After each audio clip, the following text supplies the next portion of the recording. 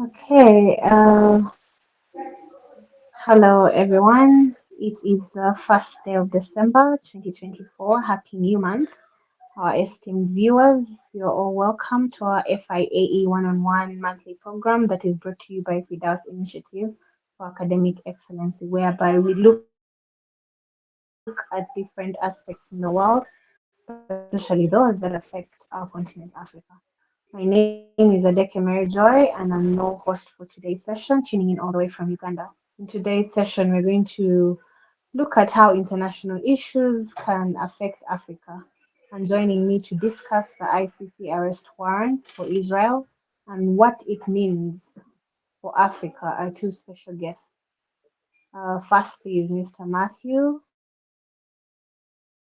Moki, and secondly is one of our very own, Mr. Swaleh Hemiduengo. Introducing our first guest speaker, Mr. Matthew is a member of the Chartered Institute of Arbitrators, London. He's an advocate of the High Court of Kenya. He's a member of the Law Society of Kenya, a certified secretary, and a member of the Institute of Certified Public Secretaries.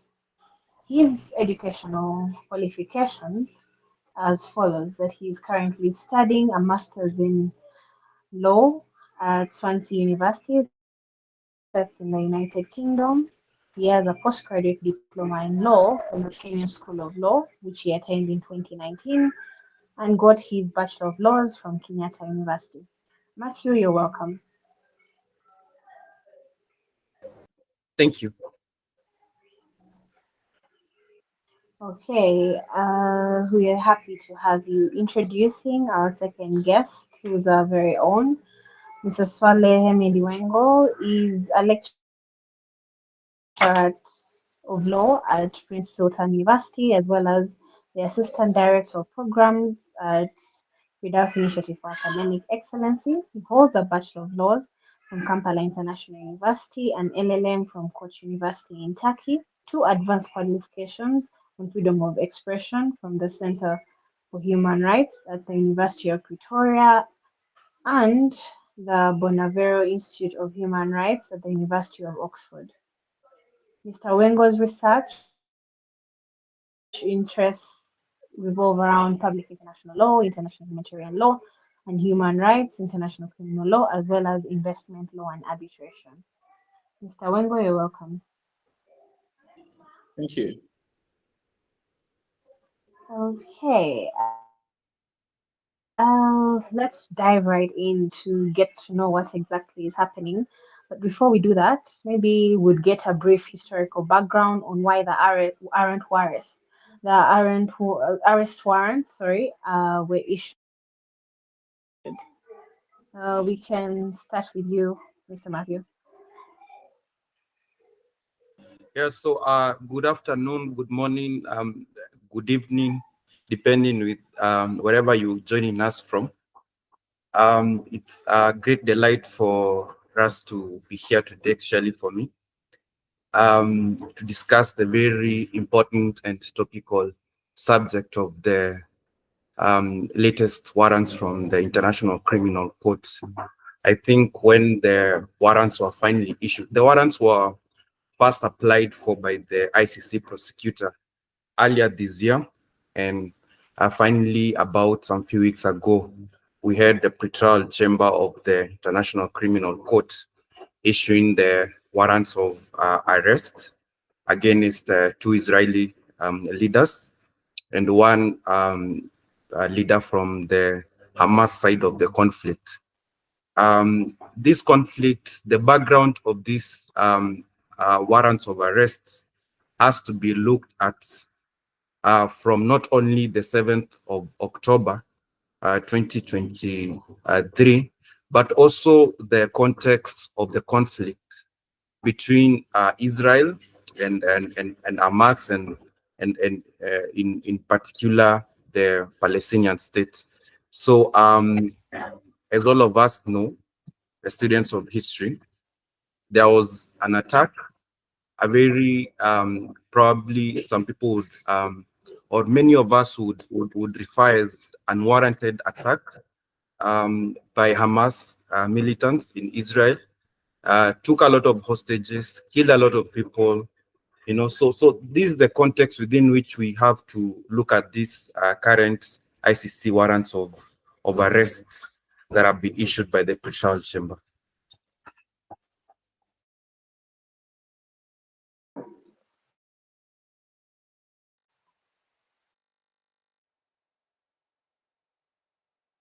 Mary?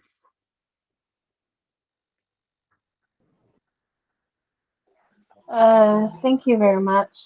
I think this background, I think it gives us an insight where this whole topic is starting from. Do you have any to this effect? Well, I think Miss Mary, I couldn't get you clearly, but I think you are addressing me. Thank you very much for that. Well, to add on in respect of the historical context of this issue, of course, many will refer to last year's attack of October 7th, but it goes beyond that. Remember, before we had a situation that had been referred to around 2015, if I'm not mistaken. Sorry, 2021, if I'm not mistaken, by the state of Palestine before the ICC through the Office of the Prosecutor. And what had happened, of course, the Palestine as a state had decided to first become a signatory to the Rome Statute, and later on, the day after they had signed that, they just decided to accede to the Rome Statute and therefore becoming a party to the Rome Statute. And then later on, of course, they made referral of the issue in respect of Palestine and the Israel occupation to the prosecutor. So this was not what we call a proprio motu initiation by the prosecutor, but rather it was a referral by a state party, which was Palestine, who made reference of the matter for investigation to the Office of the Prosecutor. Now, in a previous sitting, even before the arrest warrant itself, the court had to make a determination as to whether or not it had jurisdiction to determine the question before the court. And in that regard, the court went to look at one of the key issues, which was whether or not it can be able to exercise. And it agreed that by virtue that Palestine had become a state party to the Rome Statute, therefore the court could exercise jurisdiction. Then, of course, after the attack of last year, the matter was further referred around 17th of November last year by 5 states to the ICC, specifically to the prosecutor. And we saw South Africa, Bangladesh, Comoros, Bolivia, and one more state that had referred the matter to the Office of the Prosecutor.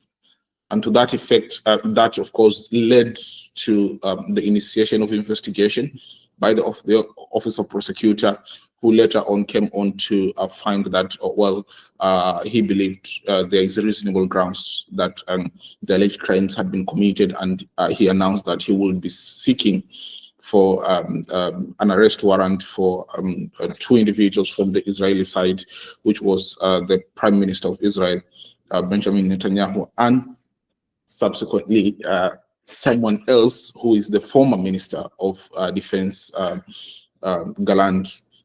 But of course, also from the Hamas side, they sought those arrest warrants. And that was the subject on which this arrest warrant came to be issued later by the prosecutor. Thank you very much, Mr. Wengo. Now, you've talked about these various charges that were put against the Prime Minister Israel and the former. What exactly are these charges? Could you just give us a highlight of a few of them? Well, indeed. The charges that were brought before the court were in respect of 2 specific crimes: war crimes, which is a violation of international humanitarian law, and crimes against humanity. Now, the chamber preferred the charges of war crime in the context of acts that were regarded to have been able to prevent it's more of the survival of the Palestinian people. Specifically, when you look at the provisions of Article 8 of the Rome Statute, it grants certain crimes and war crimes that can be able to be regarded, and therefore the courts believed that there were grounds or reasonable grounds to believe that both the Prime Minister Benjamin Netanyahu and the former Defense Minister Mr. Gallant had intentionally and knowingly deprived the civilian population in Gaza of the objects indispensable for their survival, which include food, water, medicine, and other medical supplies, as well as also things like fuel and electricity. So this is a crime basically under Article 8 of the Rome Statute, and to that effect, that was one of the crimes that were preferred by the courts. Similarly, we also had crimes against humanity, and this, of course, it usually revolves around violations of human rights. Considering the situation in Gaza, the court, went on to feel like it was indeed important for them to be able to hold that crimes against humanity, for example, of extermination was made, or some other grounds which believed, like, for example, the issue of lack of food and electricity and fuel and specific medical supplies conditioned, certain aspects which were regarded to be life-threatening, or were meant for the purpose of destruction of the civilian population in Gaza. And therefore, this is also a crime against humanity of extermination that was believed to have been committed, as well as, of course, crimes against humanity of murder, which was also in relation to the victims in Gaza. So these were some of the cases, some of the crimes that were preferred as far as the ICC is concerned. However, just to point out one critical question, which probably maybe at a later point we might have a discussion on, is why then didn't the Office of the Prosecutor prefer genocide as a crime? Because it seems that we have South Africa, for example, that has gone before the International Court of Justice on the aspects of genocide conventions, that Israel has violated obligations under the genocide conventions. But then the critical question comes as to why then genocide was not preferred as a charge before the International Criminal Court, which leads to a question as to that determination, on the basis that it is only within the aspect of the prosecutor to determine what crimes will be viable. The crime of genocide is a very hard crime. In fact, in the historical context of the International Criminal Court, there is only one specific charge that has ever been brought for crimes of genocide, which was the case of Omar al-Bashir, and until now it has not been able to proceed. The arrest warrants were issued, but they have not been effected. And to that effect, it becomes a very hard crime to prove because of what we call the dollar specialis, which is the specific intent that is required compared to the intent required in crimes against humanity and war crimes. And therefore, the Office of Prosecution only preferred war crimes and crimes against humanity as the basis for crimes to be brought against these individuals in respect of the conflict in Gaza.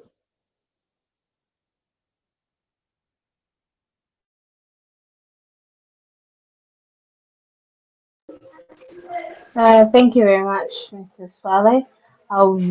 You've given us an insight on actually the two charges that are put against these two individuals, and also given us an insight on why they chose specifically those charges and not the other charges, which we do appreciate.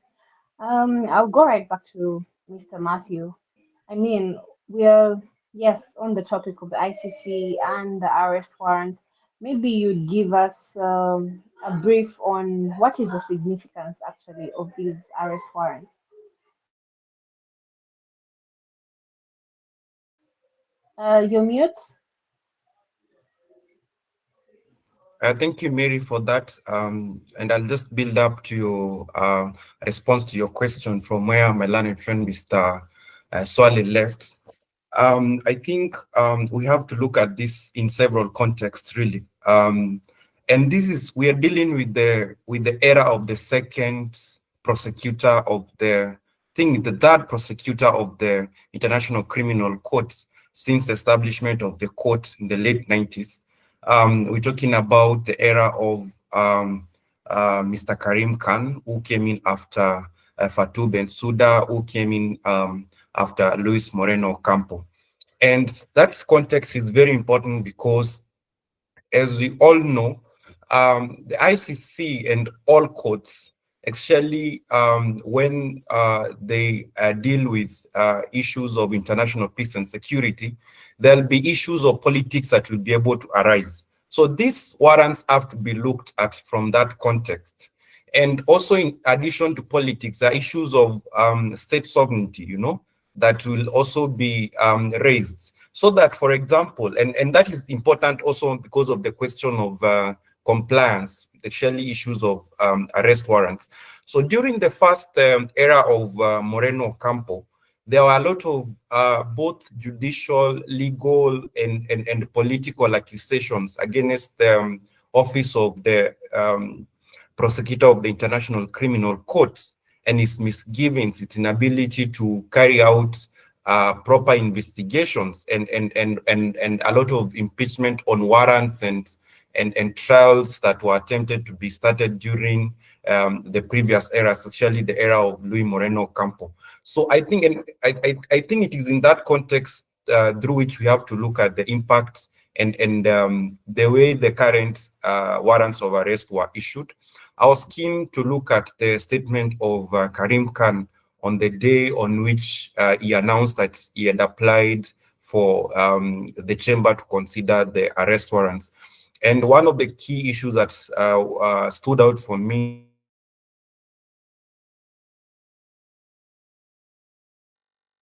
as to bring prima facie, reasonable evidence that or belief that crimes have been under the statute of the court have been committed. This time around, the ICC prosecutor went over and beyond to ensure that there was no reasonable doubt, that these crimes that are alleged to have been committed were committed. So that the current ICC warrants have to be looked at from that perspective. And this would probably answer a question as to something that my learned friend was alluding to. Why not a crime of genocide? I think the current prosecutor of the ICC has learned from its predecessors, actually from the later part of Luis Moreno Ocampo with respect to the ICC Kenyan cases, that the court is under a lot of scrutiny. The ICC prosecutor cannot go out to ask for warrants of arrest for crimes that are not 100% sure they will get a conviction. They have a high chance of conviction. And that's why probably they did not ask for arrest warrants in respect of the crimes of genocide.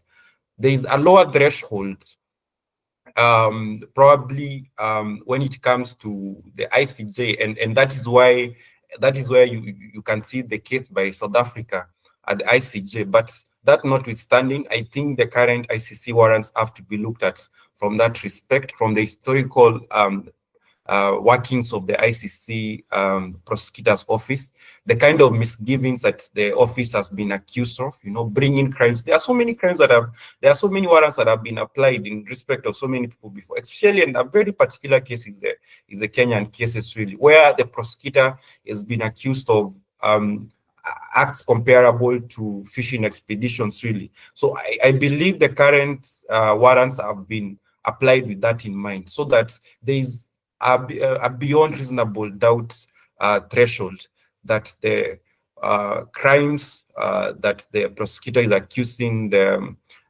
three gentlemen of have committed are crimes for which the court will beyond reasonable doubt convict the persons accused of. Yeah, so I think that is just what I wanted to say about the warrants. Obviously, the next question that we have to deal with really is the implementation of these warrants. we have to bear in mind that Israel is not a member state of the Rome Statute. That is a statute establishing the International Criminal Courts. And then the next question is, how then do we get to effect these warrants of arrest? Now, lucky enough, most of the member states to the United Nations Charter really are member states to the ICC Rome Statute. Yeah, and under that Rome Statute, every member has an obligation to effect arrests of the three gentlemen who are subject to the warrants of arrest when they step foot in their territory. So that if Netanyahu today could step foot in Israel, I mean, sorry for that, in South Africa or in Kenya, you know, or in Brussels or in the United Kingdom or in Netherlands, those countries would be under a legal obligation under the Rome Statute to give effect to the arrest warrants, arrest the three gentlemen, anyone of them who sets foot in those territories, and take them to the ICC. But and to that effect, we've seen statements issued by the spokesman of the United Kingdom's government. We've also seen a statement by the spokesman of the EU that if any of the accused persons step foot in any EU member states, then they are going to be arrested. But the effectiveness of these statements is yet to be seen. Like I've said, the warrants also have to be looked at from the political perspective. Yeah, most of these countries, especially Germany, UK, these are countries that draw a lot of allegiance and, you know, are politically friendly to the United States, which you all know has been vehemently opposing the ICC process. So some countries politically will be left at looking at, do we go ahead and effect this arrest if these individuals step foot in our countries as member states of the ICC statute, or do we listen to our big brother Sam, you know, and what do we stand to lose by going against our big brother Sam? And this also has a lot of importance, obviously taking into account the latest political action or activities in the US with the election of Donald Trump coming to office, which we will all know is a very vehement supporter of Israel. So I think that is the context through which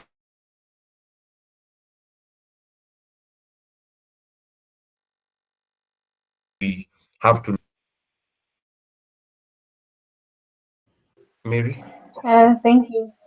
Yes, thank you very much, Matthew. Yes, you have actually given us the context of the arrest warrants and actually how they would try to effect them, considering the situation that is at hand. We have those who are saying it's a fishing expedition. We have those who are giving their various opinions. Some are in support, some are not in support. But either way, I would still go ahead and ask you. Israel actually appealed against these arrest warrants as an advocate. Would the appeal actually succeed, in your opinion? I think if I heard the otherwise honorable but also unfortunate brief to represent Israel in such a case, I think I would advise them, instead of seeking to probably engage an appellate remedy in the court, this is what they should do under the ICC statute. They have a very simple job to do, really. Initiate a national proceedings to hold the said individuals, Mr. Netanyahu and the former defense minister Yoav Gallant, criminally liable for the atrocities that have been accused of.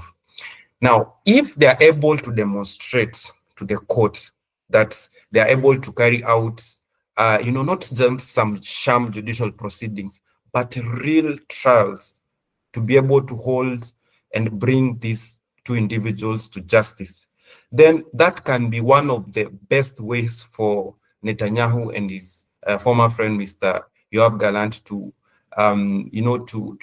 escape the the adverse effects of the warrants of arrest. That is the surest way that, as a lawyer advising those two gentlemen, I'll do.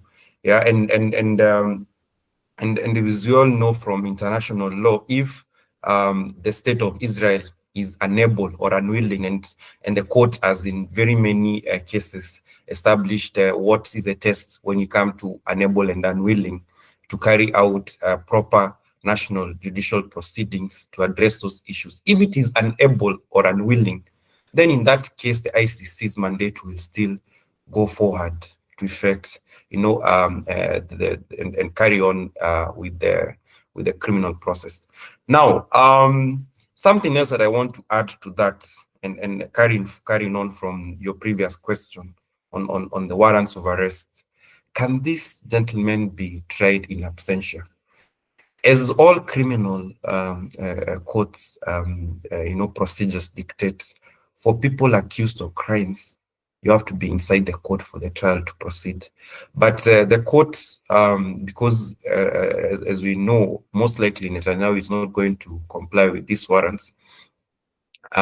We've seen some inclination from the courts to proceed with trials in absentia, actually with the case of, I think it's Mr. Kony, the warlord from the Lord's Resistance Army in Uganda. So if the court was so inclined to proceed on that basis, then probably we would make some progress in that regard.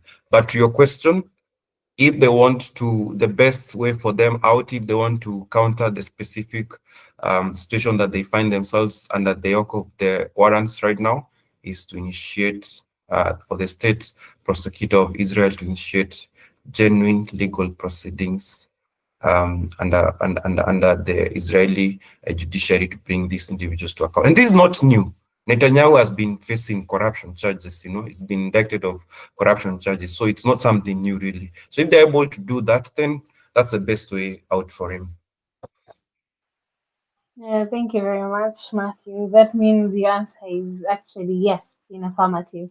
That if they did it the right way and brought up these proceedings, then definitely there would be a success in the appeal. All right.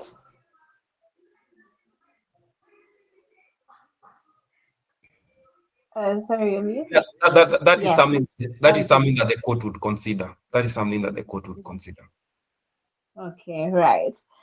Swale, do you agree with Matthew's opinion of success of an appeal from Israel, or you would have a different opinion to that effect?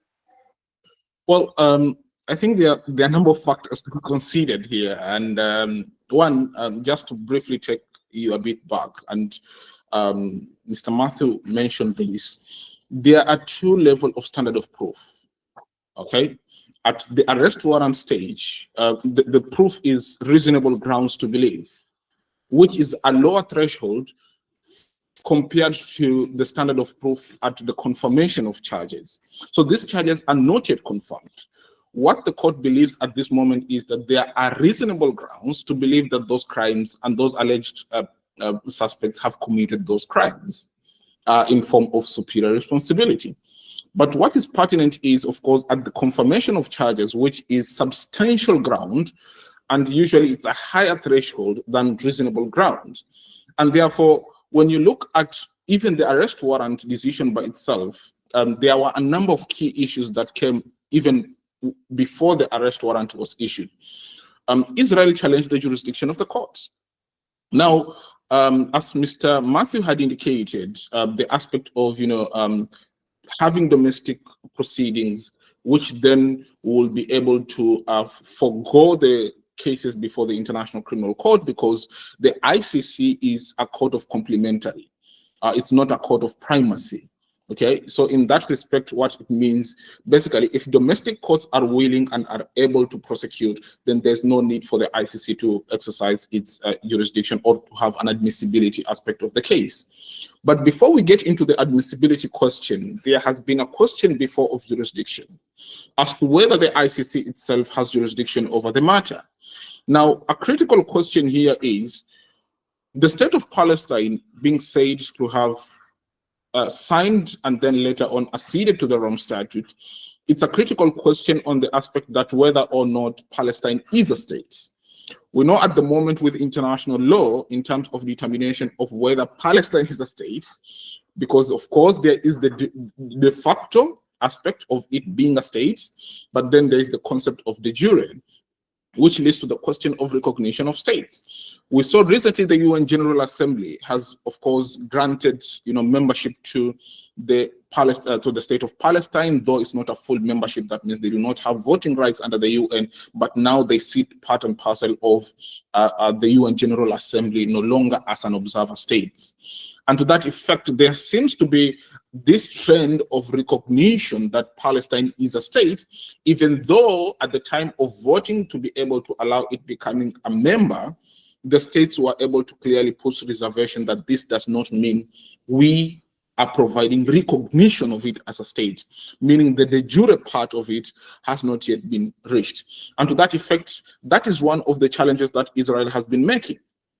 But then, of course, the court noted that, well, the decision in 2012, where the chamber, when it was sitting in a separate matter, made a determination that, well, indeed, the court does have jurisdiction over the matter because Palestine is a state under the Rome Statute. It's a state part of the Rome Statute, and therefore it has extended that jurisdiction not only within the territories of Palestine, but even the occupied Palestinian territories, which include Gaza, West Bank, as well as East Jerusalem. And to that effect, the court says, based on that prima facie determination by the court that there is a jurisdiction, therefore this challenge to jurisdiction by Israel at this level was a premature. And therefore, the court said, we are issuing this arrest warrant on the basis of the decision that was made in 2021, that the court has jurisdiction because the crimes were committed within the territory of a state party. Now, another challenge to the jurisdiction that Israel was making, which seemed off, was in respect of, by virtue that they are an occupying power. In that respect, it is upon them as Israel to be a state party in order for the court to exercise jurisdiction. However, the interpretation of the provisions of Article 12 of the Rome Statute does actually clearly provide it's a matter of where the crimes were committed. It does not matter who committed them or the nationality of the person who committed them. It is the territorial location of where it was committed. As long as it was committed in a territory of a state party, it then does not matter in respect of who committed them. Even if the person or the national who committed that crime was a national or a non-state party to the Rome Statute, it will not affect the jurisdiction of the court.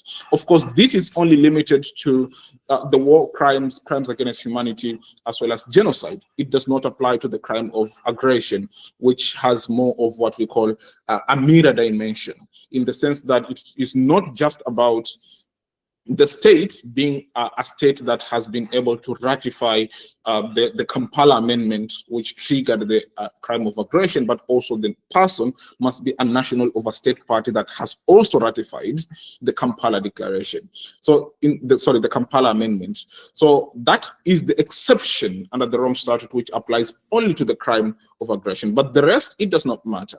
What matters is it is committed in the territory of a state that is a party to, and by virtue that the Palestinian state has been able to accede and become a part to the Rome Statute, that's why the court says it has jurisdiction.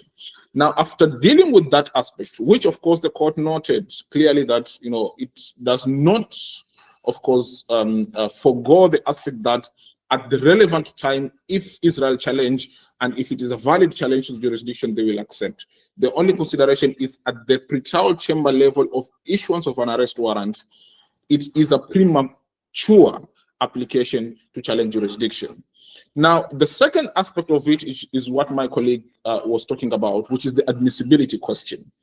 Now, as we know, the concept of unwilling and inability of a state to be able to prosecute is critical because the ICC is a court of complementary. Now, in that respect, I will concur, indeed, if they want to evade this, then the only possible way is to be able to show clearly that they are able to conduct domestic criminal prosecution, investigation and prosecution of the two individuals who have been alleged to have committed the alleged crimes. And to that effect, if they are able to do so, then of course, then the unwillingness and inability. But then there's a critical question here. At what point does the inability and unwillingness being taken into consideration? Is it before the matter is brought to the ICC, or is it even after the matter has been brought to the ICC? That's a critical question. At what point is there a temporal aspect of it? Because right now, when the arrest warrant has been issued, if the state of Israel decides to go back and create investigation and prosecution, does that mean then the court will have to hold those proceedings and allow the domestic courts to proceed? Or is it that the moment the matter has gone before the ICC, then you cannot revert it back to the domestic jurisdiction? It's a critical question, and we have seen this in situations, for example, the UK, in the situation in Iraq, where there were allegations of crimes that have been committed, and it had to be a matter of negotiation between the prosecutor, then the prosecutor who was Fatou Bensouda, and of course the UK government, which started to initiate prosecution within its domestic affair. At the same time, also there had been negotiations and talks with a number of other countries that are in the same situation. So there's that question as to whether there is a temporal aspect of the prosecutions to be conducted within domestic. But I totally concur. A challenge in terms of appeal will probably not succeed, and even the arguments that are being fronted as to the jurisdiction of the court, I also do not think they are merited on that basis. That the court might not be able to go ahead and make that determination as to whether or not Palestine is a state, therefore it can be able to ratify the Rome Statute. So I think that it's going to be a consideration that needs to be made, which might not be within the powers of the ICC actually to make that determination as to whether Palestine is a state and therefore it can ratify, because it's already a state party. The question is it really a state party? Is it a state for it to become a state party?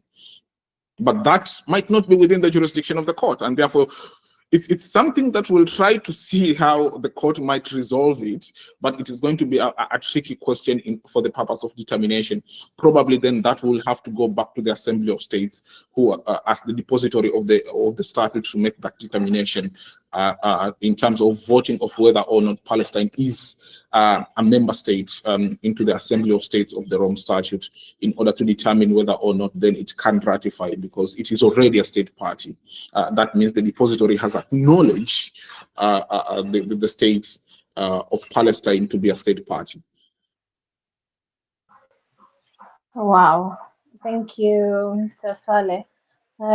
Yes, actually, the ICC has a lot of work to do. So many other parties could have a lot to play for actually this to turn out with a very positive. So we hope. But then that takes me to wonder. Actually, according to some scholars, ICC is rendered as a toothless bulldog. They're like, no, it just, it can't bite or anything. So do you think that these arrest warrants would change their perception? Well, one, I do not agree with that statement that the ICC is a toothless, whatever, bulldog or whatever they call it. One thing that you must understand, international law never forgets. International law never forgets. Let's go back, historical context of the former Yugoslavia, the likes of Milosevic, who at that time they were so powerful that no one thought the world faced the consequences. But at the establishment of the International Criminal Tribunal for the former Yugoslavia, they were able to later on be brought to justice. Why? Because at the moment you might feel that these individuals might be powerful enough not to be subjected to international justice or international criminal justice. But remember, they do not hold power forever. And therefore, it might be 15 years from now, 20 years now, even 50 years from now, considering, for example, the likes of Milosevic, for example, since 1992, when the former Yugoslavia conflict started, to the point that the prosecution happened, it took a long period of time. And to that effect, international law, international criminal law never forgets. As long as it is there, it never forgets. So you either choose that at a certain point you'll face the consequences, or if not, then of course the consequences of nature takes effect, which is death. So either you die or you will face the consequences at a certain point when the power is not there. Okay, so it's critical, and especially in this context, because vital enough, let's looking at the court's position, the court actually took a long route to be able to make this determination, in the sense that they first acknowledged that, you know what, here there is an armed conflict. And they went on to say, well, there are two armed conflicts coexisting at the same time. That the conflict between the state of Israel and Hamas is an international armed conflict in the consequences of a governmental authority, which is the state, and an armed group, which is organized, have a responsible command, carry weapons openly, and they distinguish themselves from the civilians. But then at the same time, they go and say, well, there are two high contracting states here. Both the state of Israel and Palestine are state parties to the Geneva Conventions. And to that effect, by virtue that they are a part of the Geneva Conventions, then Article 2 common to the four Geneva Conventions is triggered, because Israel is an occupying power. And therefore, if you occupy partial or total occupation over territory of another high contracting state, which is Palestine in this situation, then it triggers an international armed conflict. And therefore, the court actually was very clear that even the issuance of the arrest warrants were issued on the basis of existence of an international armed conflict. Why? Because they never took the arrest warrants under non-international. They took the arrest warrants in the context of international, because of the evidence that had been brought in within the context of the situation in Gaza. And to that effect, there is a lot of consideration that will come into place even 20 years, 30 years from now, by virtue that the conflict is treated as an international armed conflict and the relevant people are there. And therefore, even if you run away, you disappear, you have power, you get protected, at one point, it will happen. No one actually thought that Omar al-Bashir will be in the position that he is in now. Everyone thought he will hold power forever, but power cannot be held forever. And therefore, at a certain point, it will reach where this will trigger the court's jurisdiction, irrespective of whatever circumstances that happens. And therefore, the belief that the court is not that powerful to be able to do its work is a belief of those who actually think the international criminal law within the context of domestic criminal law. The expectation is, in domestic criminal law, someone commits a crime, police are involved, someone is arrested, goes to court, the decision is made. But international criminal law takes time. The advantage is it does not forget. There is no statute of limitation. And to that effect, irrespective of it being 20 years, 30 years, 40 years, someone can still be held accountable for the alleged crimes they have committed. Thank you very much, Mr. Swale. Yes, actually, it's not just about statute of limitation and all that, even just generally in life, because the law is also made based on it's literally karma. What you do, you have to be accountable for it. Accountability has to be put on the table. But I'll not say a lot. I would like to hear from Mr. Matthew. What do you think about this? Do you think that actually these tyrants can be held accountable no matter how long it takes, or you actually side with the various scholars who are like, no, ICC, they don't buy it, so they don't actually do. What is your opinion, Mr. Matthew? Thank you, Mary. I will not surprise you by taking a different opinion from that of Swale.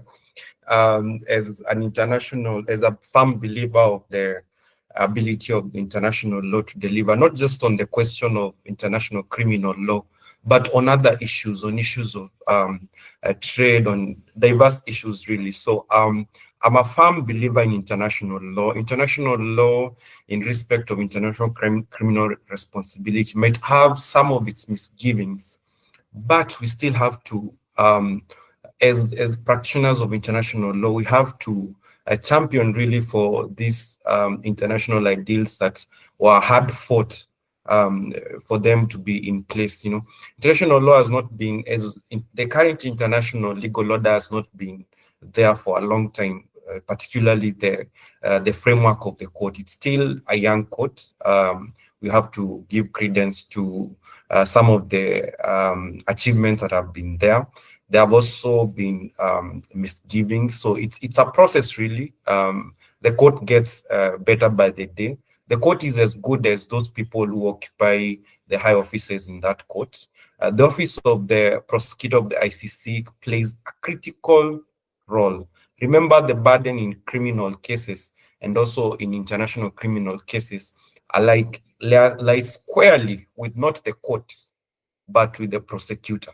So the burden to discharge, the high burden, which is beyond reasonable doubt, to discharge, to bring probative, evidence with probative value to discharge this burden, lies squarely with the prosecutor of the International Criminal Court.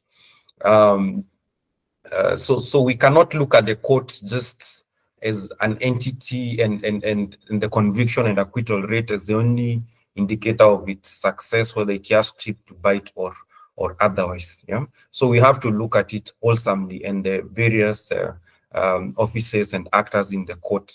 I don't believe that the court is a toothless dog. Criminal law serves several aspects, one of which is deterrence, retribution, punishment. So even the initiation of this process,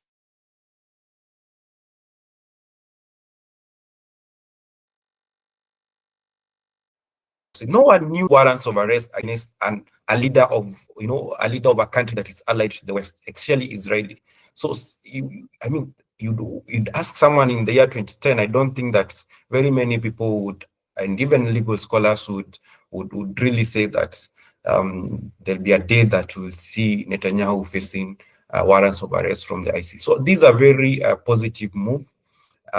Whether the case will continue to its entirety, it's a matter that we'll be waiting to see. But this is a very important move. We cannot say that the court is a toothless dog. If you want to know whether it's a toothless dog or not, ask those who are on the run in the face of the ICC warrants. And I think there are many now, enough examples across the European continent, across the world, really, across African continent. So those who are facing the yoke of the ICC can tell you whether it's toothless or otherwise, but also the deterrence effect. If there is a dictator somewhere, a terrorist somewhere, or some political person somewhere who wants to commit the crimes under the statute, they know very well what has been happening. So that deterrence effect is something that you also have to look at, and not just the baseline of conviction or acquittal. Thank you very much, Mr. Matthew. I know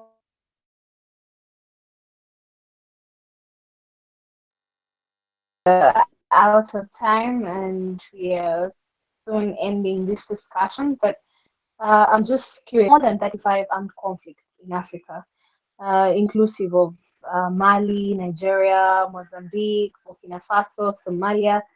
And what would be the effects of the arrest warrants on these countries? Just briefly, in like 30 seconds. Mary, sorry, I missed your question. Effect of the current arrest warrants on those situations in those countries? The warrants issued Yes, against please. Netanyahu and Just in out? 30 seconds. Yeah, I believe that and this Yes, takes me please. back. Yes, this takes me back to what I was just saying, that the effect of the issuance of warrants of arrest against Netanyahu and the Hamas leader who's since died, really. I think this serves is a very monumental position that we find ourselves in, both legally and also politically. There's been probably a widely shared view that the ICC was made for Africa. There were always such arguments that the ICC was made for Africa. There are sacred cows in the community of nations, and actually those who are powerful, those who have the resources, and such countries have even been intimidating the ICC itself. So this is a very welcome action by the proponents or the supporters of international law. What that means, what the current warrants, to be straight to answer your question, what the current warrants means for other situations elsewhere, Mozambique, Uganda, or in Sudan, what that means is that there can still be those leaders, those perpetrators who are perpetrating those crimes in those countries are not out of the arm or the reach of the law. The ICC is there. The ICC will be able to deal with them if there is sufficient evidence to believe that acts amounting to crimes under the statute of the court have been committed in those territories. And I believe not just in Thank you. Africa. And sorry for this, and I believe not just in Africa. I think there's also the situation in Myanmar, which is also a very dire situation. There's a situation in Ukraine, and we've seen the warrants there. We didn't know whether no one could probably have speculated, even if for purposes of debate, that there will be warrants in the situation in Ukraine. So these are very positive moves that we're seeing. Yeah, thank you very much, Mr. Matthews. So yes, definitely these these are steps being made. They may be baby steps, they may be big steps, but these are steps that are being made, and definitely they'll have uh, an effect, either exemplary, either. But it's, as you said, monumental. It shows a greater picture to what actually the ICC or the law can do to combat or have a positive impact to these different armed conflicts. But nonetheless, Mr. Swale, in 30 seconds, what would you say would be the effects of these arrest warrants on these African countries? Well, as far as for the African countries are concerned, I think it's critical in terms of them being able to enforce the warrants. As for those countries that are state parties to the Rome Statutes, we understand there's the political dilemma. So international politique comes into play. However, because of the obligations that arise upon those states, being state parties to the Rome Statute, they should be able to proceed and effect the arrest warrant in case any of the alleged suspects comes to within their territory. However, as we have seen it in a number of situations, for example, when it comes to Omar al-Bashir and the time he traveled to South Africa, and South Africa failed to go ahead and effect the arrest because of political reasons out of it. And I think that will also be a key thing that will play. For sure, I can tell you that in some countries in Africa, that if any of those guys comes within those countries, they will probably not effect the arrest, which will also be a violation of the obligations that arise upon those states within their own statute. So there's the legal aspect of it, which is an obligation upon all state parties to be able to go ahead, so including African states. But at the same time, it is also international politics.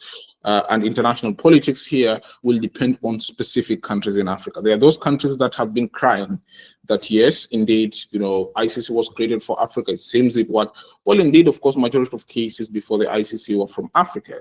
But then, of course, those African countries that have been propagated that, it needs to be expanded beyond Africa and look at other situations, they probably will be on the front line to say, yeah, if you come to our territory, we'll probably arrest you and submit you to the ICC. But there are those countries that they also look at politics.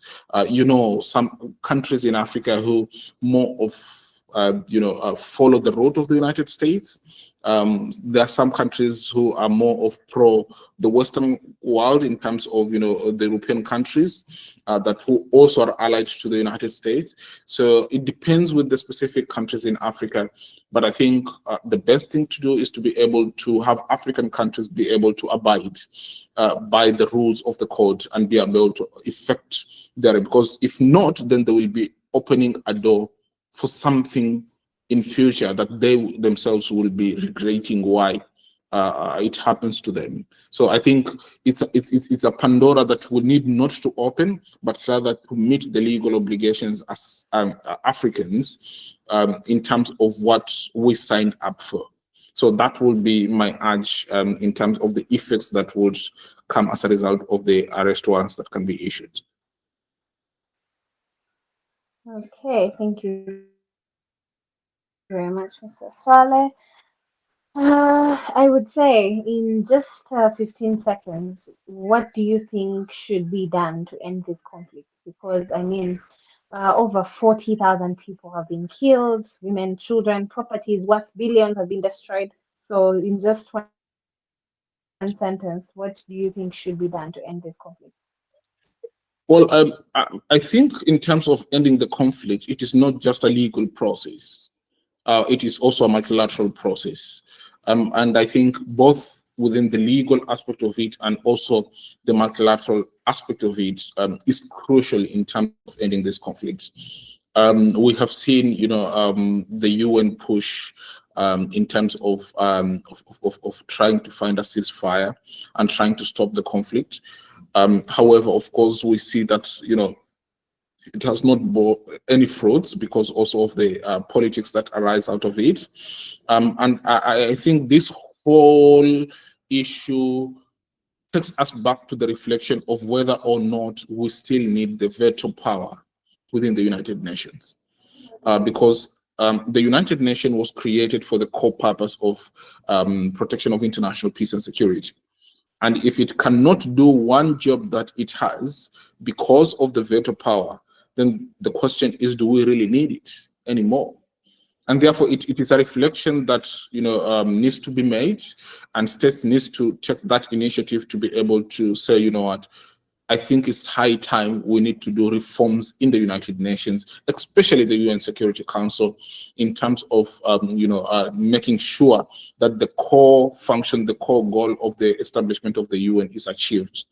Because it cannot be that states are pushing from their own personal interests. It needs to go back to the collective interest that states signed up on protection of international peace and security. And therefore, that is at the multilateral level.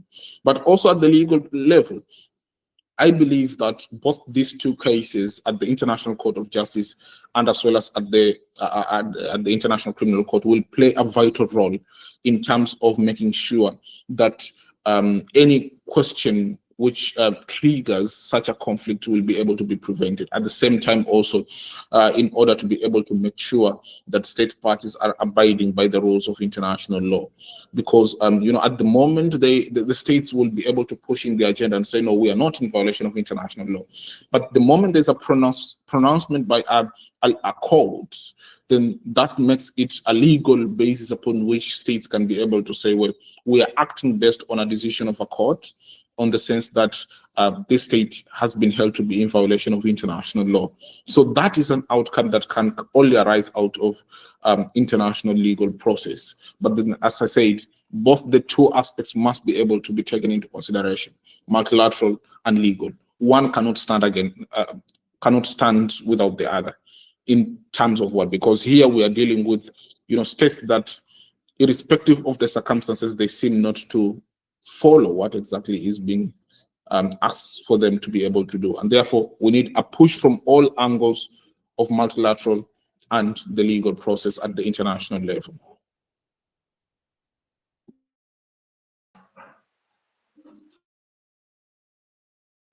Thank you, Mr. Swale, for that informed opinion. Mr. Matthew, what do you think should be done to end these conflicts? Would you agree with what Mr. Swale says, or you'd have a different opinion to that effect briefly? Thank you, Mary. I believe I'll just add on to what Swale has said. I firmly and wholly agree with him. The current conflict cannot be viewed as a separate conflict. We've had conflicts in the world. We've had widespread conflicts. We had the First World War. We had the Second World War. We had the Balkan Wars. We had the apartheid in South Africa. And the community of nations has been able to come together in address these challenges. And the way these challenges, these conflicts have been addressed, it's not through just legal mechanisms alone, but also political solutions. So there has to be both a political and judicial address of the conflict. First of all, I'll join those leaders and legal scholars who've been asking for a ceasefire. I think that is the first step, a ceasefire to stop the humanitarian suffering in Gaza, yeah, and also in Israel, so that that can pave way for a political and ultimately for those people who are being the perpetrators of this war to face justice, not just for justice for those people who've been killed, though very important, but also as a deterrence for any other leader or militant or state that would think of perpetuating these crimes. So I think that has to be taken into account to bring an end to the current conflict. I always take the view, and probably this will be my closing words, that war is one of the most anti-civilization thing that we see in this century. We as a community of nations, we as humanity of the 21st century, claim to be so civilized, yet we fight against each other. I think this is one of the most anti-civilized. War is one of the most, between ourselves, is one of the most anti-civilized thing that we see in the 21st century, despite us as humanity claiming to be so advanced. Thank you very much, Mr. Matthew. Yes, we have come to the end of this beautiful discussion. I know there's a lot more that we would like to table up, but due to time factor, I was looking through our page and we have too many questions from our viewers, but I'll just ask one question to each guest speaker. So one from Mr. Matthew and one from Mrs. Swale, and then we shall close this up because we are way out of time. Okay, so this question goes to Mr. Matthew. Considering the role played by Raila Odinga in the post-election in Kenya, do you see him before the ICC? Well, I would say that that was quite an unexpected question, but nevertheless, I'll still go ahead to answer it. Well, considering the role played by Mr. Odinga in the post-election violence, I believe that is the situation in Kenya in 2007, 2008. Do I see him before the ICC? I'll not give you a yes or no answer, but I'll give you something to consider. The way people find themselves before the ICC is if the mechanisms under the Rome statutes have been triggered. As the prosecutor, does the prosecutor believe that the said individual has committed acts that amount to crimes under the Rome statutes? That is the first question. As the prosecutor requested for warrants of arrest under in respect of those acts alleged to be committed by the said person? That is the second question. Would the court be inclined to issue the warrants of arrest against the said person? Is there sufficient evidence to bring the said person before the court? So this is, in short, my short and brief answer to your question is, does the court believe, and I'm talking about the court as the corporate entity together with the office of the prosecutor, believe that crimes are being committed by the said individual that fall within the statute of the ICC? If not, then I don't see him being before the ICC. If the court believes that such is the case, then the court will take the necessary steps. And that goes for anyone else, not just Raila Odinga, but anyone else, you know, even me as Matthew, Swale, anyone. If you've been accused, then that is when the process begins. But unless an accusation has been made, an investigation done, then there's nothing much that we can say about that. Okay, thank you very much. I hope our viewer has got the answer to the question. There's a process, there's steps that need to be taken for someone to be brought before the ICC. Okay, Mr. Swale, the question directed to you is Mr. Swale mentioned having Africa with veto at the UN Security Council. Do you think Africa is organized to agree on representatives?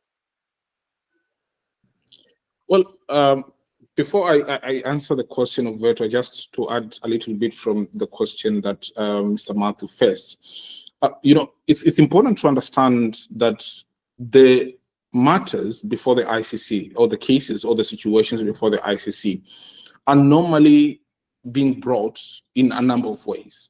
So either there is a referral by a state party to the prosecutor, and then the UN Security Council can make a referral, or also it can be what we call a proprio motu power, in which the prosecutor by their own initiative initiates.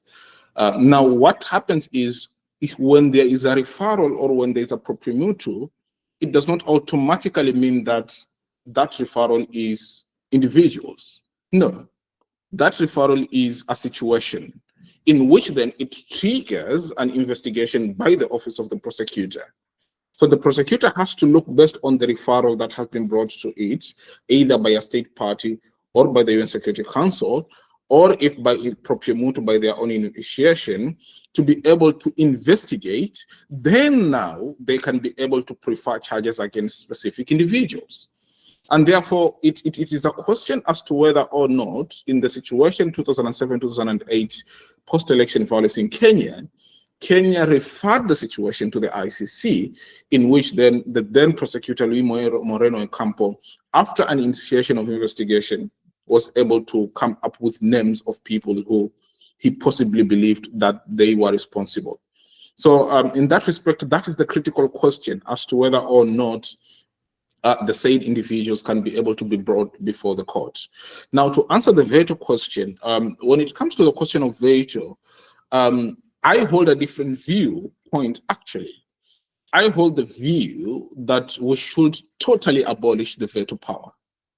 Not that it should be inclusive of African states. No. I hold the view that African states should be granted a permanent seat in the United Nations Security Council, but we should do away totally with the veto power. Why is that so?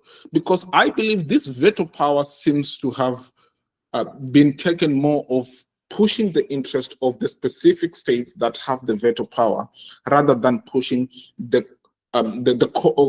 collective responsibility of the UN Security Council, which is maintenance of international peace and security. And to that effect, I think the time of the creation of the UN and the coming into force of the veto power, I think, yes, it was vital for us to have the veto power, but I think it has outlived its purpose. I think it is no longer feasible at this moment that we still need to have the veto power. And that's why I'm asking for reforms under the UN. But the question then, does the Africa itself being able to put itself in terms of organizing to determine which states should have that permanent seat? Of course, I know that is a challenge. Probably the so-called Africa Big Brothers would want the seat, okay? The so-called, the countries which are regarded to be the powerful, the likes of South Africa in the southeast, Kenya in the east, Nigeria in the west, and Egypt in the north. But we know that in terms of determination of that permanency, it is not about the African countries. It will be about the 5 permanent in terms of what they will be able to determine. And those 5 permanent, it is all about their interest in terms of who they will accept to come as a permanent member. So however much Africa might organize itself, it still goes back to the vote that is with the permanent members. Of course, I'm not considering the others who are non-permanent because, well, as long as any of the permanent veto, then it doesn't make sense. So in terms of admission into the UN Security Council, that might be subjected to the UN Security Council permanent members, unless it goes back to the General Assembly, in which then the General Assembly will have to vote. And that voting, of course, I believe the proper channel should go through the African Union as the body, which should be a matter of a determination the same way elections are made. They should be able to have an election to determine the countries that are going to be brought in as front runners for the purpose of a vote at the UN General Assembly for determination of the permanent seat. So in that respect, then, if we are able to have a choice under the African Union umbrella, then it will be easier for the other countries to be able to vote and decide. So if we are saying that we are required to have 2 permanent members from Africa, then what we can do is we can provide 3 recommendations under the African Union umbrella, and then out of those 3, then the vote will be made at the General Assembly for the purpose of determination the 2 that becomes permanent members. I think that will be a better approach than individual states in Africa going before the General Assembly for the purpose of voting. That will bring a disunity among the African nations, which at this moment, I think it will not be a prudent issue, a prudent thing for the African Union to be able to take. So that will be my approach, and therefore my recommendation is to do away totally with the veto power, rather to have permanent seats of African states.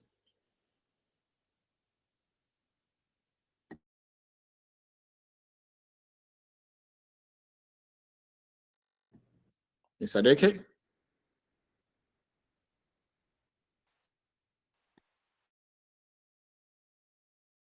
Very much, Mr. Swale.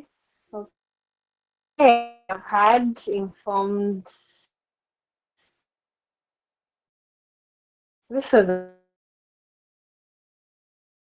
we thank Mr. Matthew and Mrs. Swale for joining us to give invite them. So sorry, Mary, you're breaking.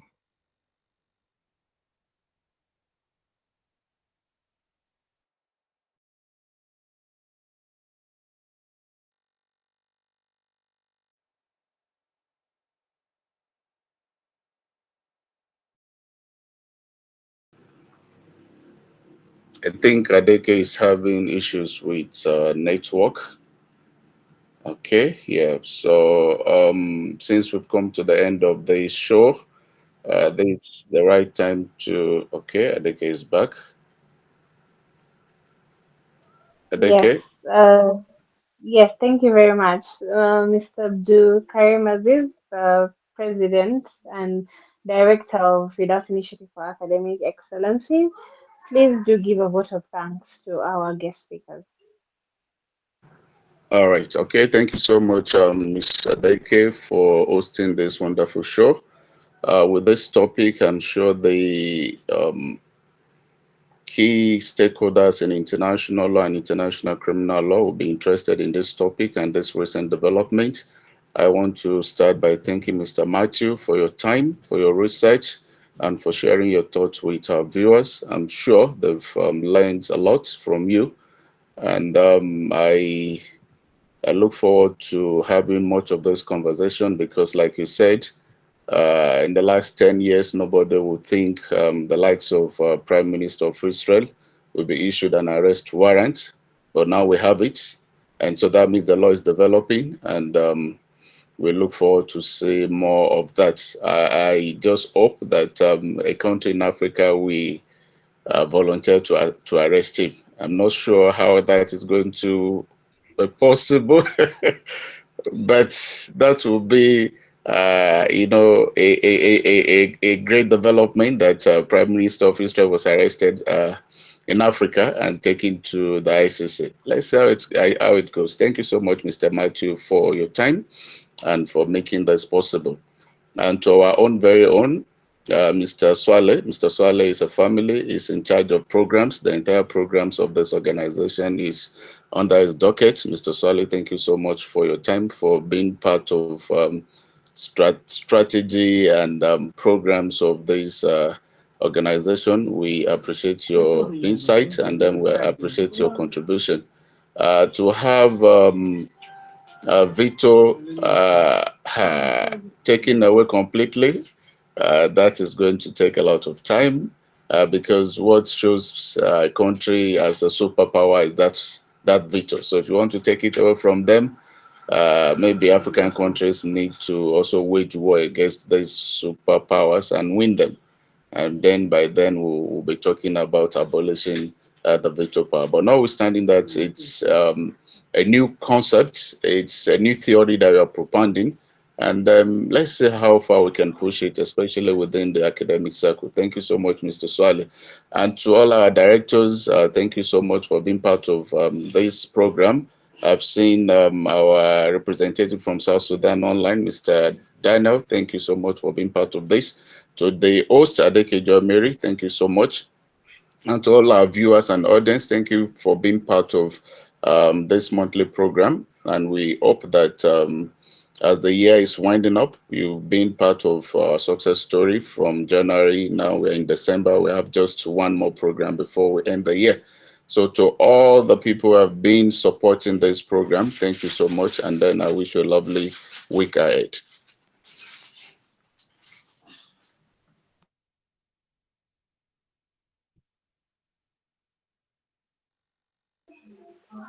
Thank you very much, Mr. Abdul Karim. This juncture, the session has been closed, and for our viewers, in case you need to find more information about Fridaus Initiative for Academic Excellency, you can find us on YouTube and on LinkedIn as Fridaus Initiative for Academic Excellency. On Instagram, we're at FIR Initiative. Our official website is fridauscenter.org. And thank you all for tuning in. I'll see you at the end of next month towards the new year. Enjoy. Have a good week. Bye bye.